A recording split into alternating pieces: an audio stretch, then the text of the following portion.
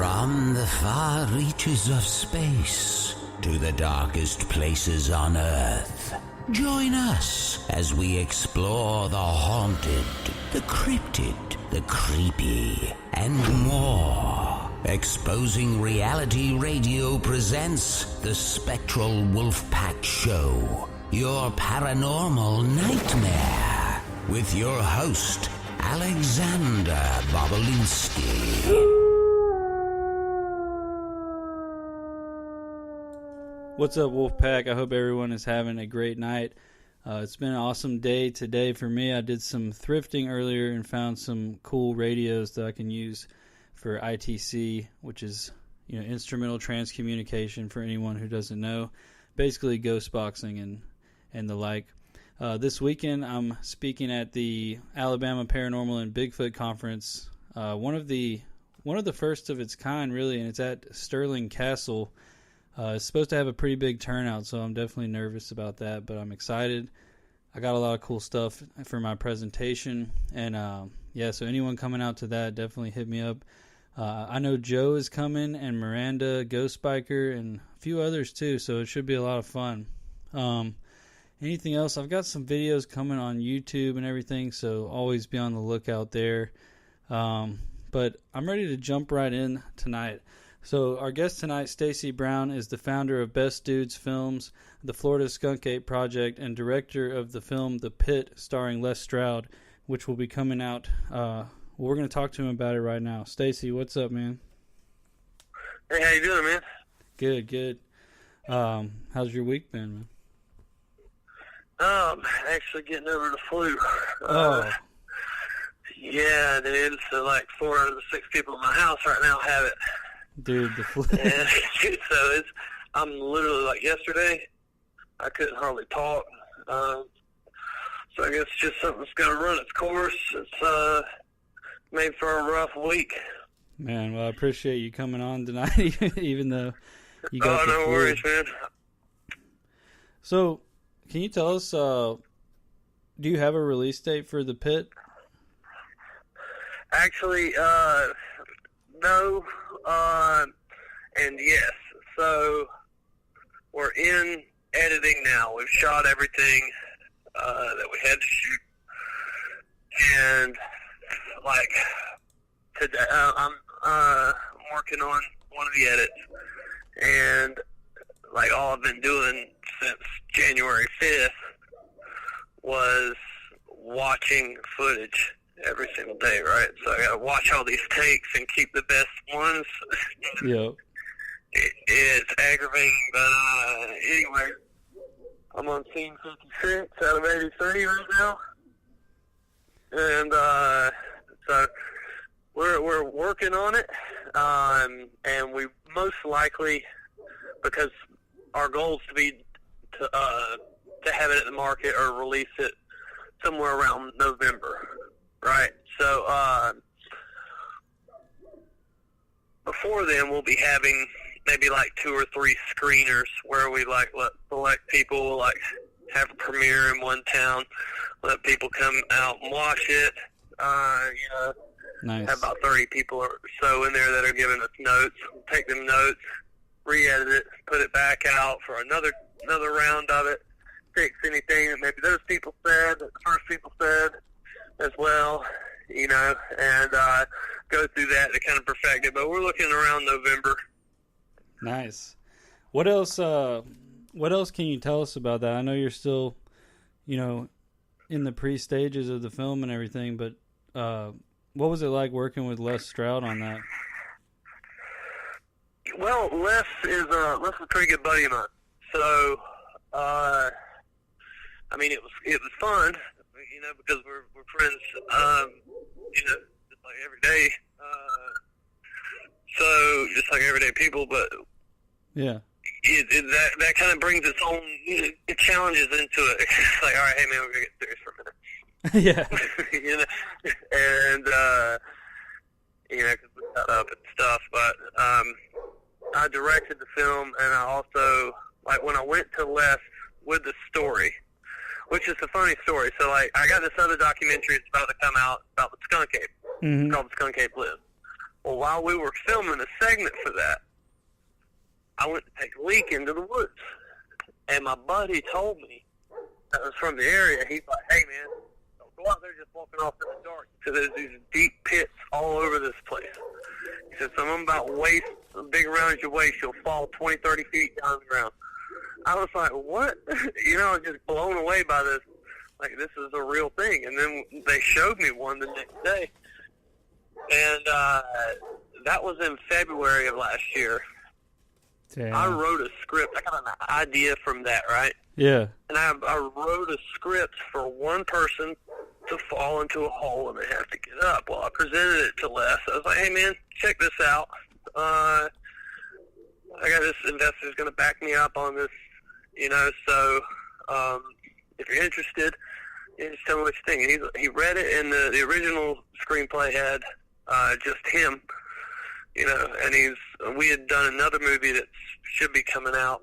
I haven't spoke to the producers, but they keep getting held up in distribution, so that they'll put a release date out, and somebody will make an offer for it, and they'll mull over the decision. Mm-hmm. So, and then, we're going to get a better offer, so they'll push the release date back again.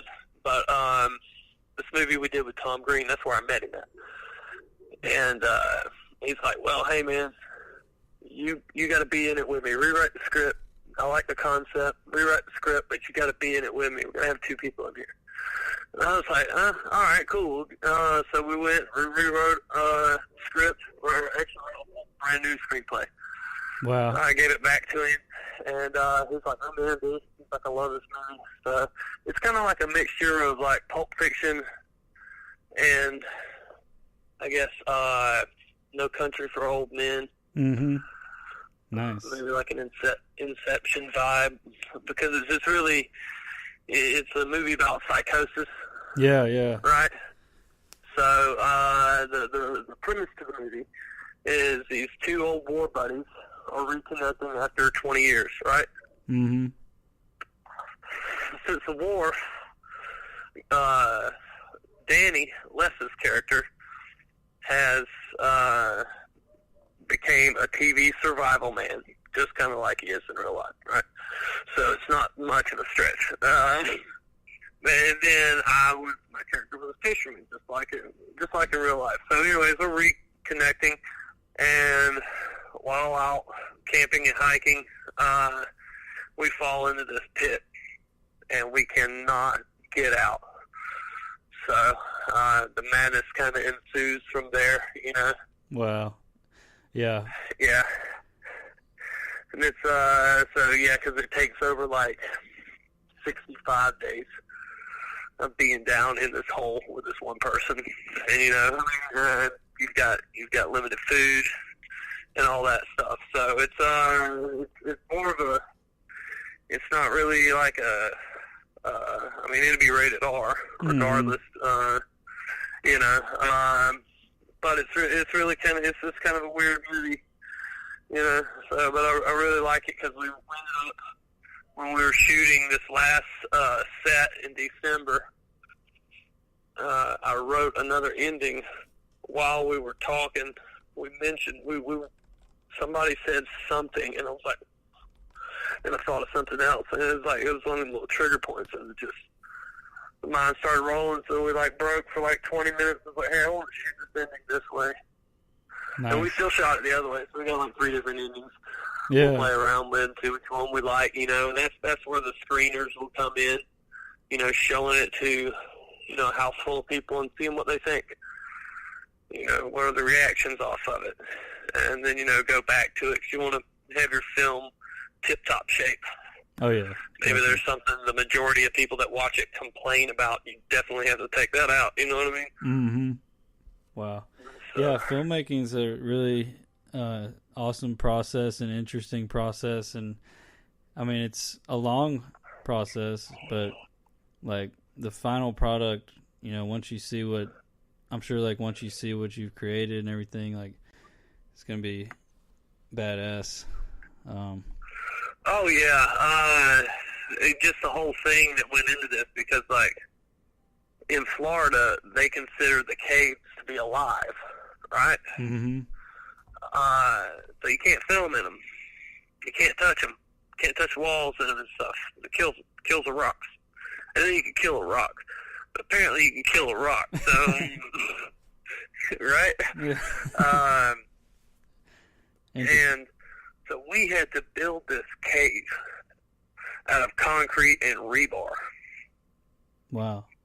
And me and my dad over the summer built this. I mean, some of our friends helped, but we built this 20-foot by 20-foot dome cave that we filmed in. That's awesome. That was pretty amazing. Yeah, it was cool. And so while filming it, I mean, just on a side note, did anything weird happen, like as far as like anything you heard, any sounds you thought might have been cryptid related or anything like that? No. We actually built it on our property, on my family's property, this used to be in the middle of the woods, but now there's like subdivisions around it, and you can hear cars constantly. So we had a battle with that, but we did share stories because like most of my film crew does something like this. You know what I mean? They're into the kind of the paranormal or the Bigfoot, and that was, so we shared stories. So that was about it. Nice. So is the cave, so that's still on your property then, huh? Oh yeah, we still have it. Yep. Nice. Don't know what we're gonna do with it. Yeah. So, but it's there. It's not going nowhere. It survived Hurricane Michael unfazed. That's awesome. It's been struck by lightning. So. Wow, that's great. That's really cool. So what was it like working with Tom Green on what was that movie called? Because I saw something about that. That movie is called Interviewing Monsters. Yeah, Interviewing Monsters. How was that? Okay, that was fun, man. I mean, I'm not sure if everybody's familiar with Tom Green, but he is exactly who he is on camera. That's what I thought. Like, yeah, there's no difference. He's not a great actor. He's himself. He's himself on camera. And, so we went through the McDonald's drive-through one morning, and it was the first morning that I had met him, or like I met him the day before, but hadn't known him long, and he did the "Daddy wants some sausage" thing through the drive-through window. He's like, "Yeah, Daddy likes sausage. Daddy wants some sausage." He kept going off on it. I was like, "Oh my God, dude, this is so great." That's amazing. I looked over at my girlfriend who was with me at the time, and I was like, "Man, this don't everybody get to see this." You know what I mean?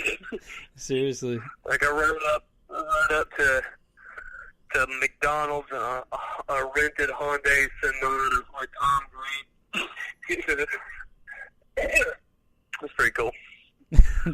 So does Tom Green, is he a believer in Bigfoot, or did he? Well, he's from Canada, and a lot of Canadians believe in Bigfoot. Mm-hmm. Or from what I hear. Anyways, but yeah, it's he believes in existence and thinks the subject's cool. I can't count how many Bigfoot questions I answered to him. Wow. Like, that's what, like, I didn't, because I was a fan of his, right? Like, when I grew up, Tom Green was, he was before Jackass. He was, you know what I mean? He was the original one. Totally. And then, so then we're at this airport where we're filming, and I'm just, like, hanging back, not saying nothing to him. And he comes up and actually, he introduced himself. He's like, "Hey man, I'm Tom Green. We're gonna be working together a lot. Blah blah." He's like, "But yeah, hey, I wanted to ask you some stuff about Bigfoot. Do you mind?" And I was like, "Yeah, we got like 10 minutes. Let's sit down over here." And so I just sat there and answered Tom Green's questions about Bigfoot. Right? That's great. Yeah, that's amazing. It's pretty nuts, man. I mean, I remember like watching all of his movies back in the day, and just like when I was pretty young, but it's just so wacky and like it's just like. Oh yeah, dude. stuff I probably shouldn't have been able to watch, but it's like Freddy Got Fingered. I mean, it's such a crazy movie, but it's just like, dude. That movie, dude, like, I remember my mom finding out about that movie when I bought it, because she had actually paid for it and didn't know what it was. I just kind of, like, split it up there on the video store rack with a bunch of movies at once, like 3 or 4 movies, and it made it through, and then she's seen it. I left it sitting out on the table, and, like, flipped, where did you get this porno? Because that's all she's seen was the title, you know, Freddy Got Fingered. She's like, what are you watching? It was a good time. Seriously. So are we going to expect, like, so similar antics from him in this movie, or, like? Oh, yeah, most definitely. He's Tom Green, dude. That's just... And in this movie, okay, so this is like a dark, twisted Bigfoot comedy. Tom Green plays a ranger named Billy Teal, and Billy knows Bigfoot is real. Bigfoot has a child by Billy's sister, right? Mm-hmm. And the Bigfoots in this movie, they wear hunter's clothes, right? For the most part, they wear hunter's clothes because of one Bigfoot getting shot by a hunter. Well, then they all adapted and started putting on coveralls and stuff. So, anyways, he's got Bigfoot's sack, like sack.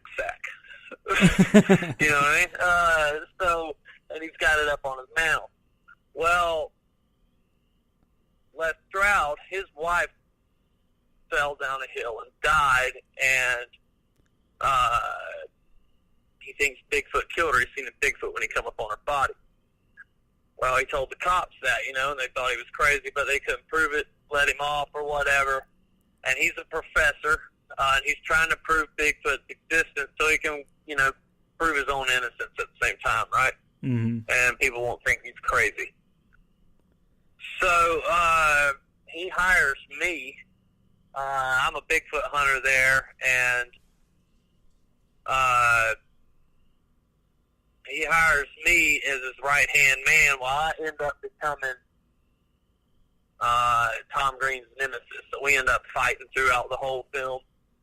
And it's just, there's like a government part of it, and I don't know what all I can say, but that's pretty much the story. There's this Nat Geo bounty out for Bigfoot, and Les is trying to prove the existence. I'm getting close to Les because of his resources, so like I can cut Les out and, you know, collect that bounty for myself. Mm-hmm. And then like Tom Green's trying to help Bigfoot, you know. So, yeah. Man, I'm excited for both of these. It's pretty weird.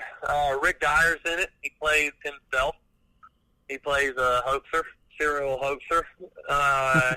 And him and his buddy, Jeremy, that was with him in the movie, like a little bit of behind-the-scenes stuff, they were having such trouble with their lines, right? Like, these two were best friends, and if you made them read lines, they couldn't insult each other right. It just didn't sound good, you know? But if you just let them go at it, yeah, tell them, talk about this, and just insult each other and stuff the whole time, they were so funny. Like, I mean, it was hilarious just to watch it. I was like, wow. So, that's amazing. I can understand that. It's kind of like a Napoleon Dynamite kind of quirky, I guess, comedy type thing, you know? It's an indie film. Yeah. But it was funny.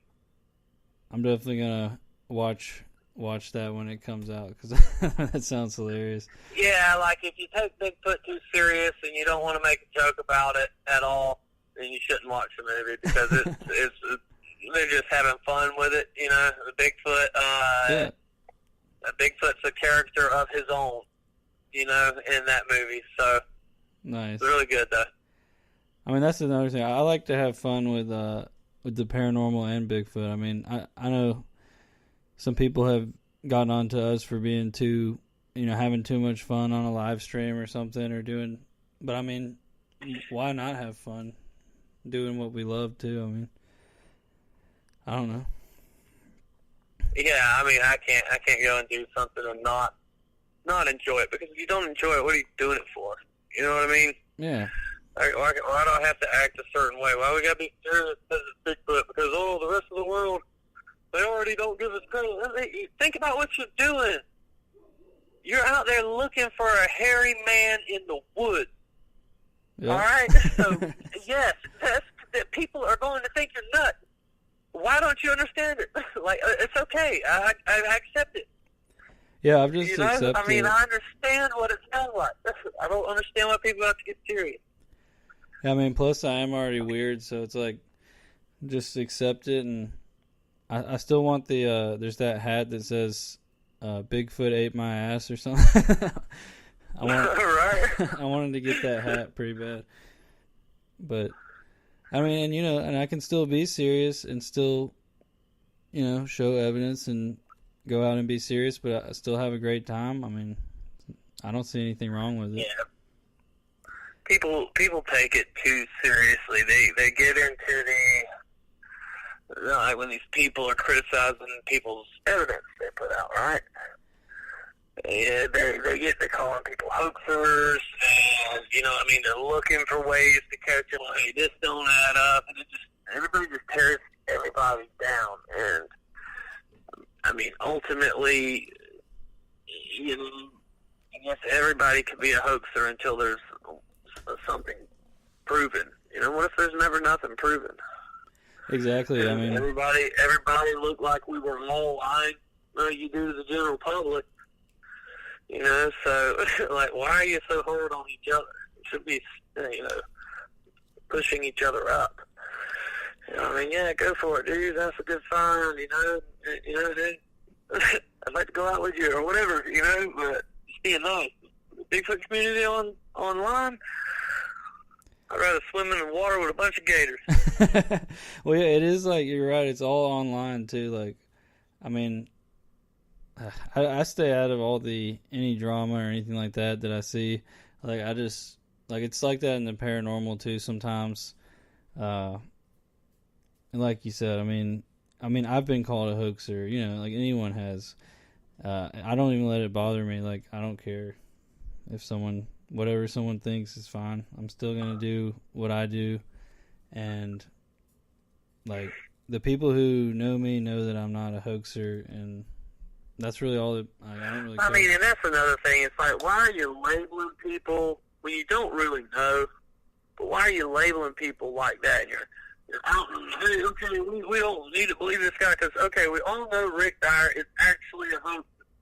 However, as tarnished as his name may be, that man could walk out in the woods tomorrow and find a real dead Bigfoot or hit one with his truck and then be proven the thing. And then what did all that stuff he did back then matter? Nothing. So what was the point in it? What was the point of just trashing each other like that? I don't get it. Yeah, I mean, hard for me to understand. I don't see how some people even have time to go out in the woods when they're on Facebook so much arguing and bashing everybody. But yeah, I think they make one trip and do about 10 videos, and then look, I was out here again today. I was out here again today. So tell us a little bit about Florida and getting out in some of those. You go out in the swamps a lot and everything. Yeah. Actually, we were supposed to go out 2 weekends ago.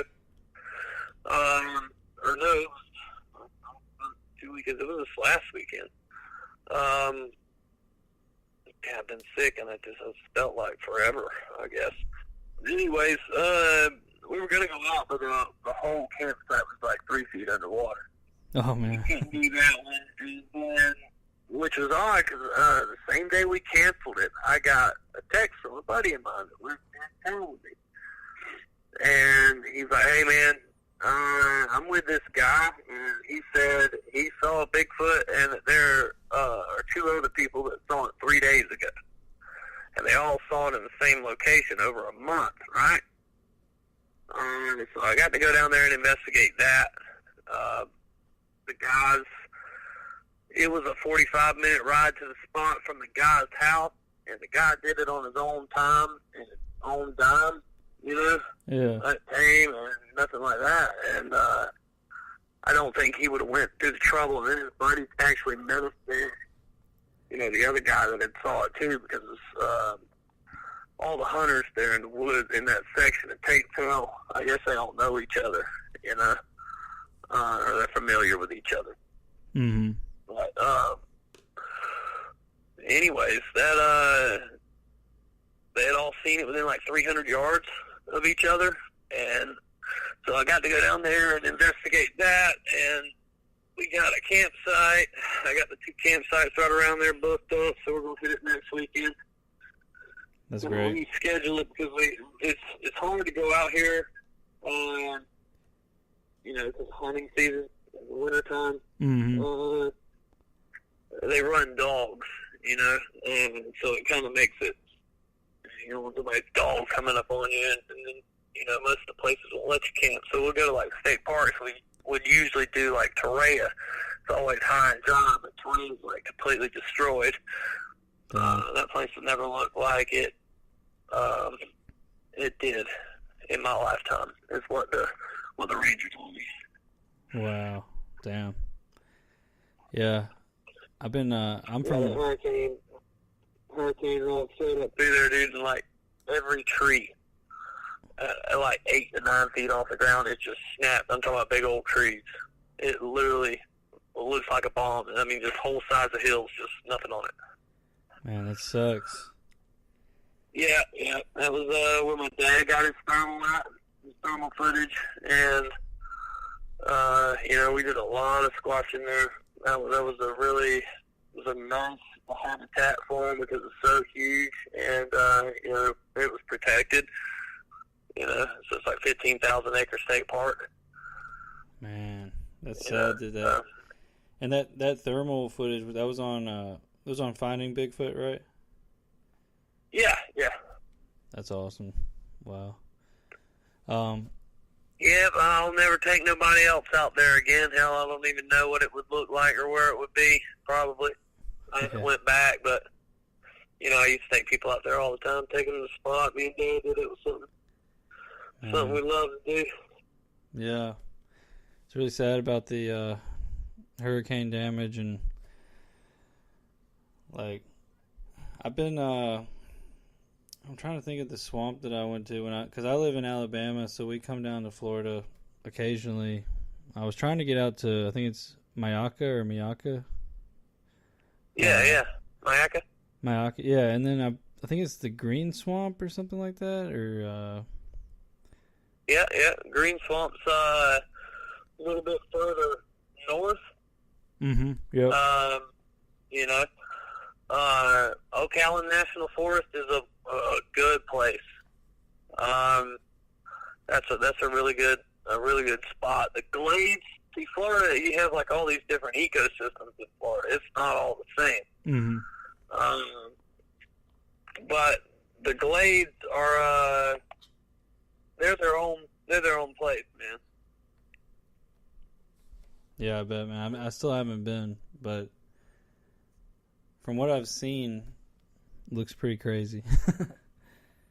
Well, I mean, you just have so many things, and it's thick. It's really thick down there, and then the pythons, alligators.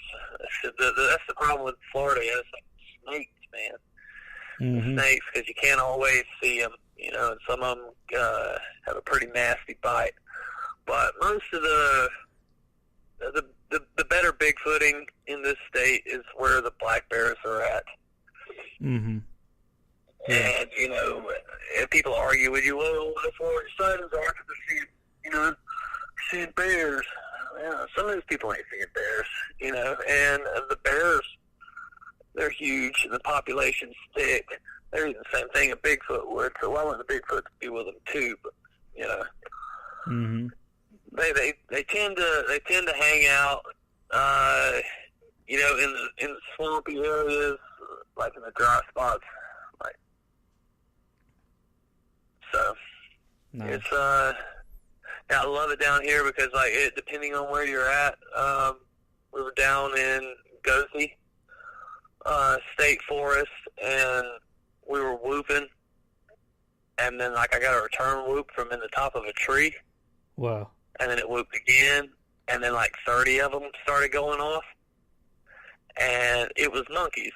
It was it was the coolest thing. I mean, it wasn't a Bigfoot, but it was monkeys. So yeah, you don't get to experience that everywhere. Wow. Yeah, that's nuts. So what were the monkeys doing? They were just they like. Well, there's several different theories. I guess they let them out from the Tarzan movie, which they may have let some of them out. I don't know. At some point, a bunch of rhesus monkeys got on the loose and like let them in Central Florida. In any spot in Florida, really. I mean, down here on the island. But you can come across these monkeys, you know, that are in the woods, and they'll do all the same things. You know, they'll do the whoops and little hollers and stuff. You know, so you gotta know what you're looking for or listening to. Gotta learn their sounds. That's awesome. Very cool. Yeah.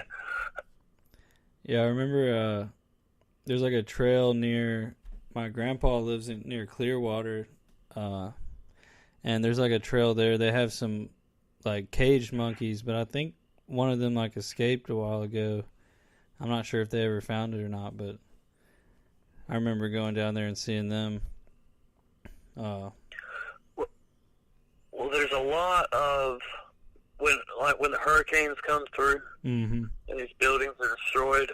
These animals that are in these buildings usually get out. After Hurricane Andrew, there was a lot of gorillas that got out, a lot of chimpanzees. Now a lot of them were accounted for. You know, they rounded them up. But when you let something out like that in this climate down here, it thrives. Mm-hmm. So the FWC will admit to the reports where they've got people seeing chimpanzees. You know what I mean? People seeing orangutans and stuff like that. As a matter of fact, there were 3 tigers on the loose in Mayaca City and have been for a year and a half. Wow, man, that's. Can you imagine going out there in Bigfoot? Like ever since then, I've been like, oh my gosh, I don't want to come up on these tigers. That would be. I mean, they're pet tigers. They thought they wouldn't go far, but they all hit the road. That would be insane to see a tiger. Yeah. Oh Talking my about God. a 600-pound cat, dude. Yeah, seriously. I think, right, I'm out there holding a stick on a tree. And turn a corner, there's a tiger looking at you. They're like, oh, no.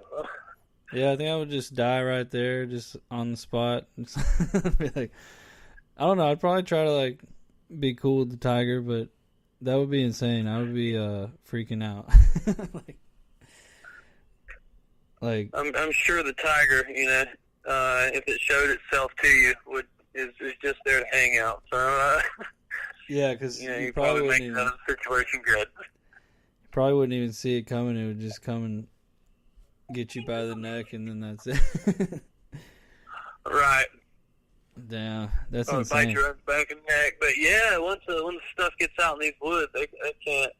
They usually have a time catching it. They don't get it right there at the beginning, you know.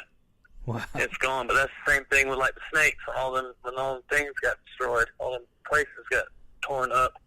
Yeah. The snakes all got out. You got cobras and stuff, and it's like, oh Oh we my don't God. live in that. And they definitely thrive down there. Like no winter, right? I mean, it's like. Oh yeah, we had 2 weeks of winter. Yeah. And I bet the snakes probably like were fine during that little period. Have you seen any like giant snakes or anything? Have I come across any? You said? Yeah. No. About the biggest I've come across was like an 8-foot rattlesnake. That was about it. Mm-hmm. And that thing, like, we were looking at it in the therm, and, I mean, we come across snakes, but they're usually not. Chances are coming across a real big snake, it's like slim to none unless you're down in the glades. And then your chances go up. But we were looking at this thing in this field, and it was just laying there, and you could tell it was hot through the thermal, but it wasn't as hot as it should be if it was alive. I was like, something's dead right there. And we get up about 5 feet away from it. I still can't tell what it is. It's this odd shape. And I turn my headlamp on, and this stack of coils that is sitting there, that is this rattlesnake. Its head was about as big as my hand. Yeah. And I was like, I looked at it, and I was like, oh, my God. And my buddy, he was an older guy, and he had COPD. And he stepped in a few feet. He goes, oh, my God, what is it? I grabbed him. I pulled him back, and the snake turned. I was like, dude, that is an eastern diamondback right there. Wow. I was like, we don't want no part of that. So, I mean, that thing would have bit you up in the waist. You know what I mean? Seriously. That snake was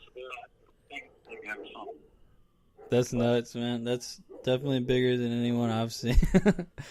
I mean, I've seen some big ones, but definitely not 8 feet.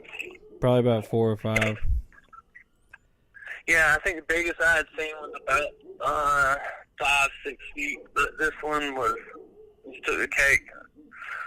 It was quite large. Florida has some. When I was there last time, I was like exploring through the woods, and there's like those big yellow and black spiders. I think they're like banana spiders or something like that. Yeah.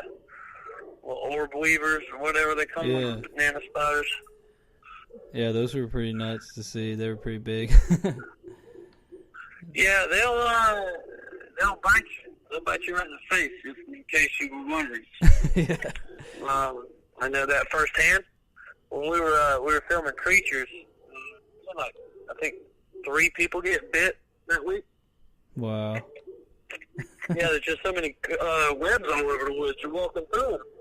You know, you're trying to knock them down, but you're catching some of them in the beard, and they crawl up and bite you right under the eye, or like right above your nipple, so you get a third nipple. Yeah. That's nuts, man. If I sound like I know what that's, if I sound like I know what I'm talking about, because it happened to me. Yeah. So. That's crazy. So yeah, and I've been thinking about it. Like, it totally makes sense. Like you said, that the Bigfoot would hang out in the drier parts. I mean, that's where I would hang out too, you know, as opposed to swamps with all kinds of gators and everything. Well, a lot of times the swamps provide more food, so it's not that they're going far from the swamps like that. The swamps, okay, so you have all these people saying, oh, I hunt, I've been in the woods all my life. All right, well, like, realistically, your hunting season lasted 3 months, you know, and you may have went out there 6 or 7 times at best, unless you're just retired and you can literally be out there hunting every single day. Most people can't. Some of these people tell you, oh, I'm out in the woods all the time. But, so these swamps, especially in the summertime in Florida, nobody's going out there in them. Like, some surveyors that get stuck going out there every now and then, and that sucks to be them because mosquitoes are bad and stuff. But it provides great habitat and, you know, a place for them to really get away from the noise and people, you know, encroaching on them. Definitely. Yeah. So that ends up where we do our research a lot of the time is, you know, in the swamps. You know, going into them and looking for dry spots, you know, like dry areas that are around a lot of swampy land and stuff like that. Because, I mean, your hogs and your deer and everything, they're still out in the swamp. They don't care. It doesn't bother them, you know. And I don't assume it bothers Bigfoots either. Yeah. Yeah, I mean,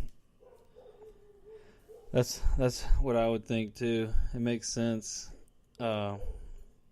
I mean, swamps, I'm not very familiar with swamps. Like, I remember when we were down at the Green Swamp, like, I didn't go very far out just because I didn't, you know, like I was worried about snakes and whatever else might be out there.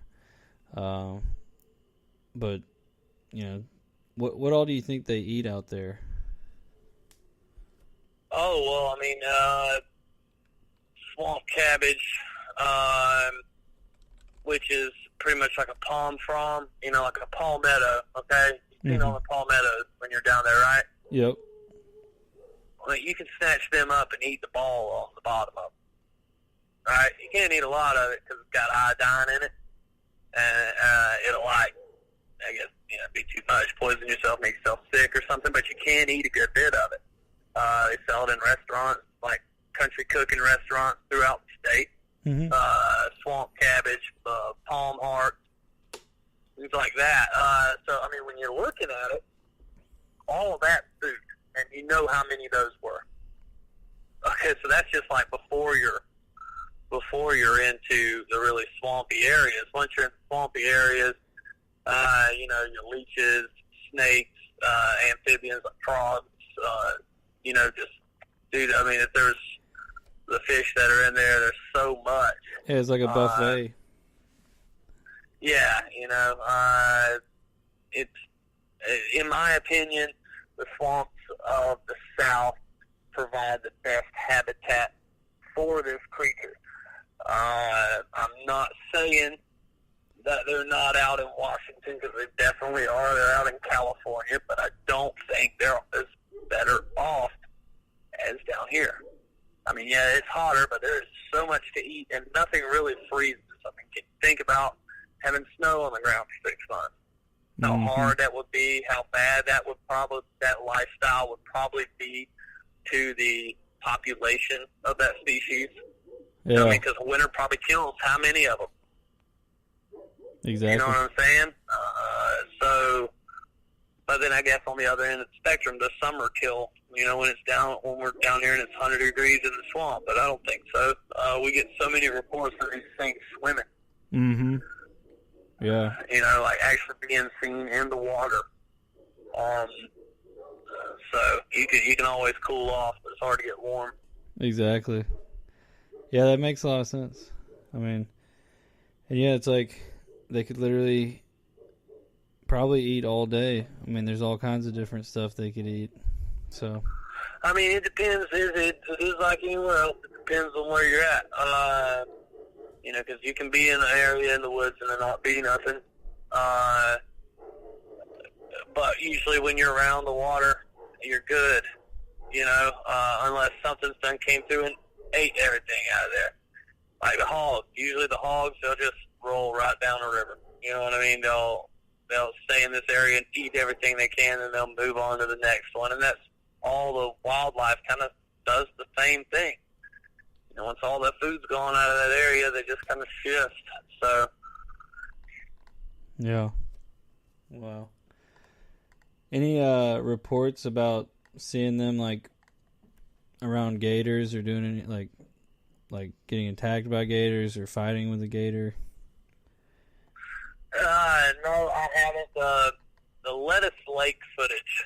Okay, have you seen that? I don't think so. Okay, well, the BFRO came out and had said that it was a hoax or something like that. I mean, unless this dude just, because if you're watching the footage, this like kayaker riding on a skunk ape. Well, you can see this thing up against a tree back in the swamp, in some pretty gnarly, like, swamp, right? Cypress swamp. Water's probably about knee-thigh deep. And it slams its hands down in the water. And then it pulls up what appears to be a fish. You see like a tail or something flapping. So I didn't know if it had smacked a gar or something, you know, but it caught this fish, and then it turned around and walked off, and all these people jumped on it. Oh, that's fake, that's fake, it's fake. But hey, if that's fake, that still has to be one of the best pieces of footage I've ever seen. I think I have seen that one, and like, I mean, cause like really, you got to think about it. These people that are telling everybody that this is fake. This is fake. All right, well here, okay, it's fake. All right, cool. Well, here's costume. Let's just recreate it for shits and giggles. And you walk out there in that water, in this cypress swamp, with all these moccasins and all these alligators. Exactly. Go ahead. Now, when you get over there, splash around like you're a wounded animal, because that's what that thing's doing. You know, you're thrashing around in the water like you don't belong in the water, so what happens? The predators are in the water and they come to that spot. Yeah, you wouldn't get them out there doing that. So you got to have somebody that's really got some cojones to be able to pull that off. Not that it can't be done, but I'm sure there's somebody crazy enough to do that. I'm from here. I know better than to do that. Seriously, I don't think I would do that. I mean, I remember seeing that though, and that's one of the things that I thought too. I was like, and a lot of people were commenting about that too. Like, who would go out there? Yeah, it was a good piece of footage, man. And I don't know what it was about it that everybody ended up thinking it was fake for him. It's like, I watched it myself. I thought, man, not only does whatever you're wearing looks really good, the arms are like ratio-wise. You're moving around and stuff, not like you're in a suit, but where you're at, you know. For real. Yeah. And what you're doing and what appears to be a fish that you pulled up in your hand. Yeah. So, I mean, I don't know. I thought it looked pretty legit, but, like, you know. I mean, do you know why they ended up saying it was a hoax or anything, or they just kind of... I think there was... I want to say it was something... they had heard about some kids at a film school were making a video or something like that. A film school in the area were making a video. And I'm just thinking of what kind of college kids are out doing that. Seriously. Like... Because getting on a bed of moccasins is a real thing. Yeah. You know what I mean? And you ain't going to live long after that. You're going to risk your life for a student film or something like that? I mean, hey, college kids may be the ones to do it, though. You True. Know? maybe the crowd we need to pursue. You like shotgun this beer and go out there and like, damn. Right, yeah. Let's turn on some Kenny Chesney. He shotgunned about 2 of these beers and get in his suit and crawl out there across that, crawl there across that swamp real quick and act like a monkey. Yeah, you wouldn't catch me doing it, but you're right. I mean, I think I know some people who might do. Right. Something. Same people that do that noodling stuff, man. Oh yeah. They're probably the same exact people. Yeah, I've seen some bad pictures from that. People getting their hands. Oh yeah, I forget that, dude. Yeah. So, what this conference you're at? I want to ask you a question. Is that a castle? Yeah, it's like this small. It's called Sterling Castle in Shelby, Alabama, and I had never heard of it. Like, I didn't even know it was here, but it's like a smaller castle, but it's got the little turrets and everything. Some of my British friends were making fun of it because it's not like a huge castle or anything, but seems pretty cool. I'll be going up there Friday night to kind of check everything out, and I think all the speakers are from Alabama except for Miranda, and I think there's one other guy who's not from Alabama. But gotcha. Well, I am putting on a Paracon in May 11th, 2019 North Florida Paracon. We got Travis Walton. He was our big headliner. He's coming out. Got a bunch of people from around the state. Got another name I'm going to hold off on announcing for a little bit. But, nice. Yeah, it's just like a one-day event. So, speakers all day and vendors set up and all that stuff. All that jazz. That's awesome, man. I think I saw the poster for that earlier, and I got to talk to Travis a little bit at, I think, CryptidCon in Kentucky. Yeah. Yeah, interesting dude. A lot of people came to see him too, and get posters signed and everything like that. Oh yeah, dude. Everybody loves his booth. I know that. I was at the International Bigfoot Conference last year with him, and it was like, wow, there's Travis Walton over there, there's Bob Gibbons, and here I am. What am I doing? Need to go back to the house, man the grill. Oh no, man. I mean, I think what you do is awesome, and some of the stuff I've seen from you, like, so that footprint cast you had, that was pretty badass. Like that was really cool. That was about, I guess, 12 miles as a crow flies from where my dad got his footage, nice. But along the same creek. So,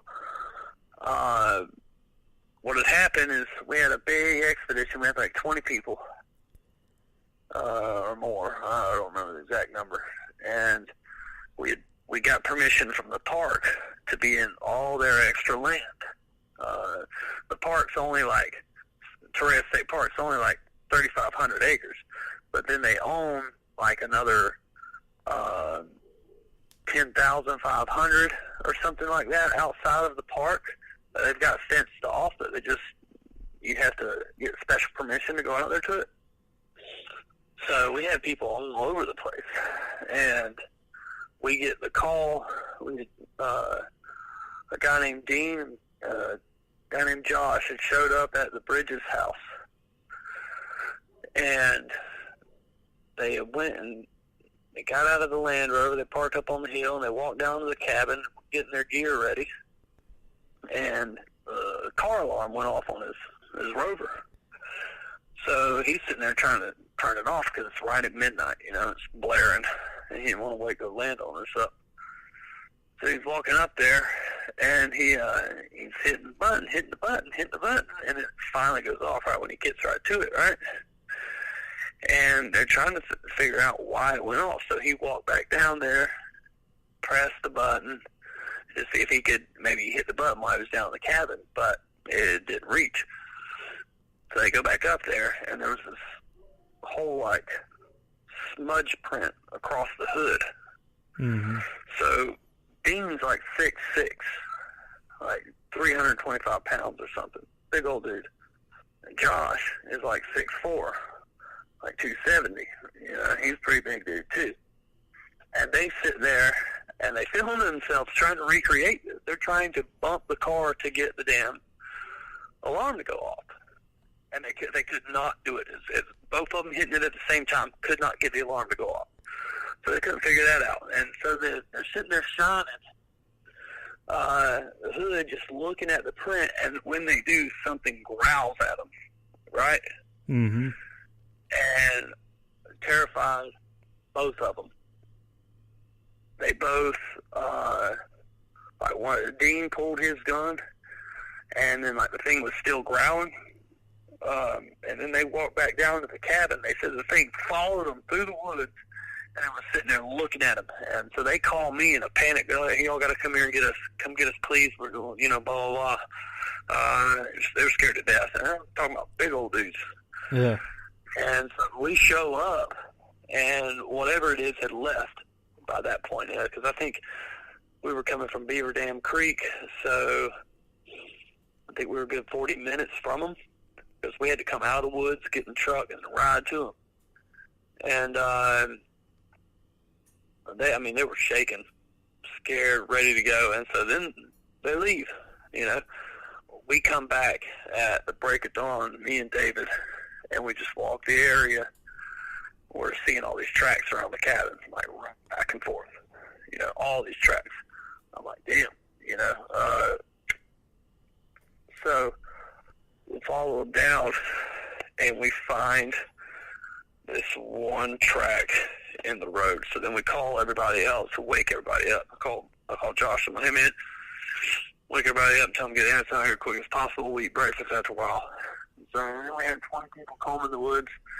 Ended up finding 17 tracks. 4 were actually in some substrate where you could cast them. Mm-hmm. Above one of the tracks, we found a wad of hair. It was like a reddish brown. It looked like human hair. Wow. Swear to God, I thought it was Bigfoot. I was like, yeah, we got it. We did it, guys. Cool. Let's go to the house. We're done. Just solve this whole deal right now. You know, I was like legitimately, because nobody knew we were out there.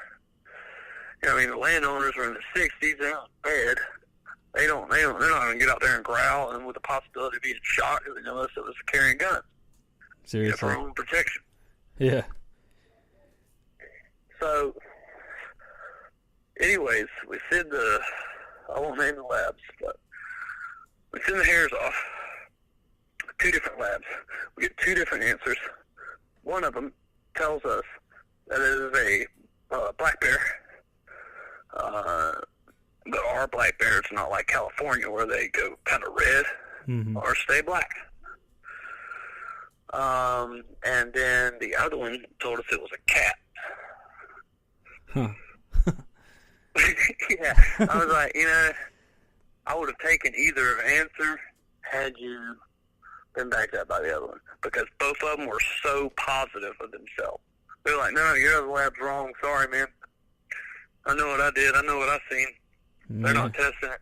They're just lying to you. They both said it about each other. Yeah, I mean, that just... So I was like, okay. Especially that it's these 2, like, completely different animals, like, that they're trying to say. Like, that doesn't... like, doesn't really... Right. Because another thing is like, what cat had this? What cat do we have out here in the wild that would be this? And this type of hair, and we don't. Bobcat don't look like that. Yeah. So, our conclusion was that a blue jay flew to California where it recovered some red black bear hair, and then flew over to probably Arizona somewhere and gathered some weird color-looking cat, a house cat, I don't know, and then it flew down to Florida for its summer vacation and was building a nest right there, and then the Bigfoot come along and run it off. Yeah. Hey. That was our scientific conclusion to that one. Yeah, and then somehow you guys sent the exact sample of the cat hair and the exact sample of the bear to the 2 different labs. Exactly. Makes sense. Yeah. Yeah. It was perfect storm. I mean, you have to look for the most obvious, and you have people tell you, because they're both right, of course. Science is always right. So you have to go by their word, and so their word was that's what happened. That was the most plausible explanation. Yeah, I mean, I don't really know what else you could do at that point. Like, and I've heard many stories about that happening. It sucks, but it's like, come on now. Yeah, really. At least you guys got seriously. those prints. What do you guys use to cast your prints? Dental stone. It's they make like dentures with it. Nice. Yeah, it's the strongest thing on the market, man. Yeah. a matter of fact, I poured before I went down to Southwest Florida Paracon in January, and I dropped it, and it bounced. Oh, nice. Perfectly good to go. Yeah. Perfectly good to go. So, yeah, we use that. It's actually cheap as plaster, man. You know, you can get it $1 a pound pretty much. So, I think nice. 50 pounds is like $49. That's awesome. But we got our stuff. There's this forensics distributor right here down the road from us, and so we just go there. They don't really have a storefront. They just ship everything out. But we were buying stuff from them online. I'm like, mid-tick. And I look at the address. I was like, y'all right down the road. I called them. I was like, hey, can I come up there and pick up stuff? And, yeah. So we get pretty good deals. They sell like all kinds of stuff that cops use, all kinds of forensic stuff. Nice. And that's some of it. So. That's awesome, man. Well, before we close it out, if you would tell everyone how they can find like your pages and everything. I did put some links in the description, but if you'll tell everyone how, and let everyone again know what all you got coming in the future. Yeah, right now I guess next thing I got coming up,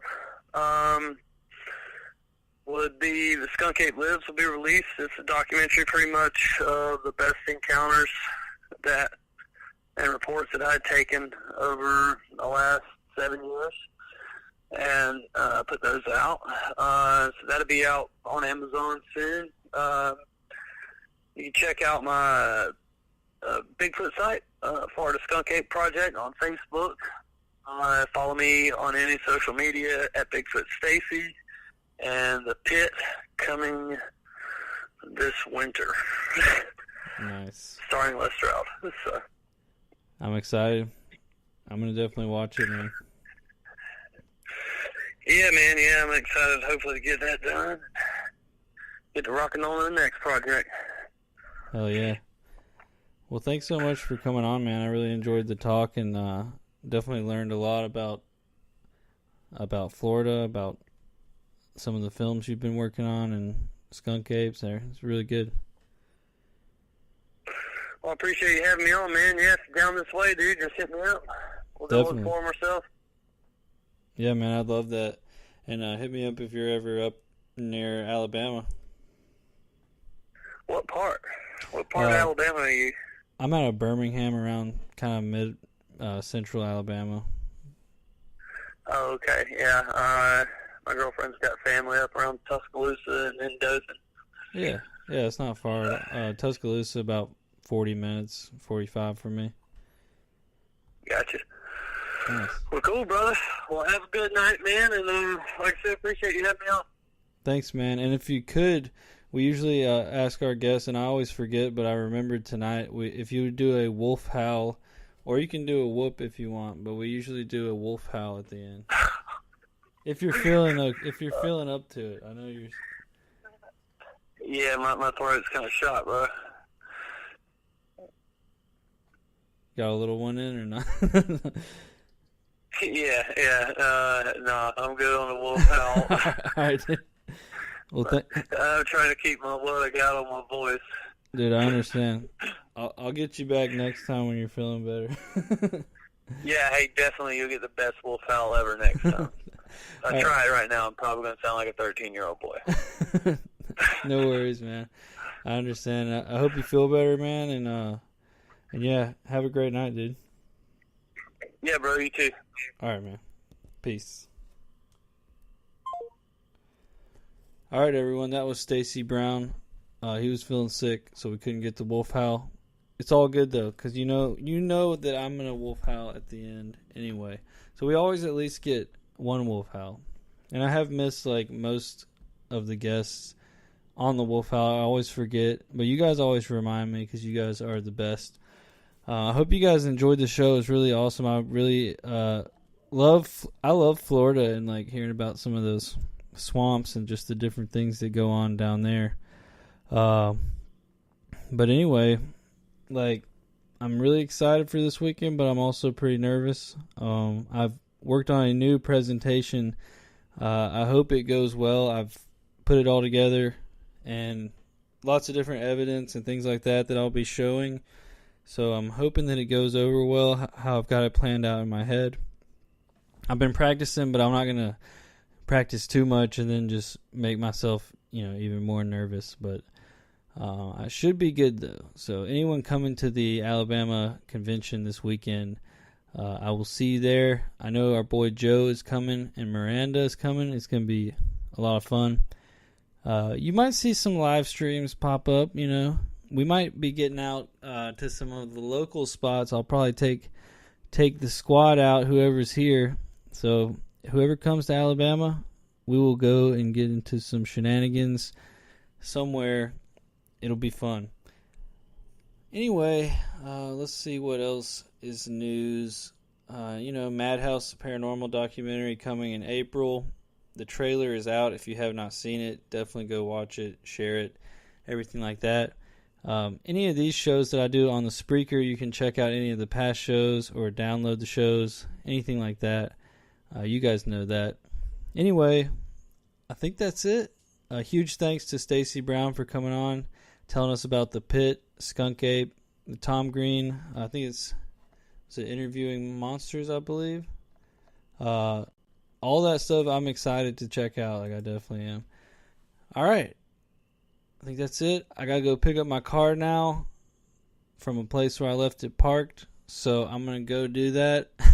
And I look forward to seeing you guys. Joe should be filming the speech I do. So if anyone misses it, you will see it on either Bigfoot Bob channel or Spectral Wolfpack. So be on the lookout. Also, my speech from Bigfoot Day a couple months ago is on the Patreon page, if anyone hasn't seen that yet. All right. I think that's it. Love you guys. Huge thanks to Stacy Brown for coming on, chatting. It was a lot of fun. All right, let's do it. Arrgh! That was weak. Hold on. Arrgh! That was weak, too. No one's got it tonight. I've got allergies. All right, here we go. Arrgh! That was bad, too. I ain't got it tonight, y'all. I ain't got it. All right, peace.